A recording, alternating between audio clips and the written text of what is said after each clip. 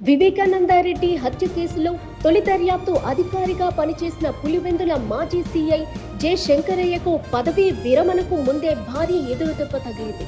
శంకరయ్యను తన పదవి నుంచి డిస్మిస్ చేస్తూ ఆదేశాలు జారీ చేశారు Kurnool range DIG doctor Koya Praveen. ఈ కేసులో తొలి దర్యాప్తు అధికారి కావడంతో శంకరయ్య పాత్రపై మొదటి నుంచి అనేక అనుమానాలు ఉన్నాయని వ్యక్తం చేశారు. వివేక హత్య తరువాత సాక్ష్యాలు మార్చడం, వాంగ్మూలాలు తుడిచివేయడం, ప్రభుత్వ ఒత్తిళ్లు వంటి అక్రమాలకు శంకరయ్య పాల్పడ్డట్టు సిబిఐ తన ఛార్జిషీట్లో ఇప్పటికే ప్రస్తావించింది. పోలీసు శాఖ ప్రతిష్ట దెబ్బతినేలా శంకరయ్య ప్రవర్తించాడని పేర్కొన్నారు.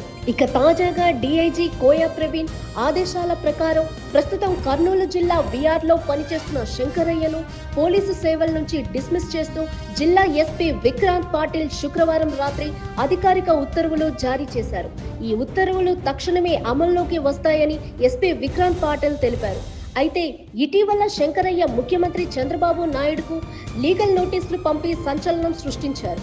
అసెంబ్లీలో సీఎం చంద్రబాబు తనపై చేసిన వ్యాఖ్యలతో తన ప్రతిష్ట దెబ్బతిందని, అందుకోసం 1.45 కోట్ల రూపాయల పరువు నష్టం పరిహారం చెల్లించాలని, బహిరంగ క్షమాపణ చెప్పాలని నోటీసులతో డిమాండ్ చేశారు.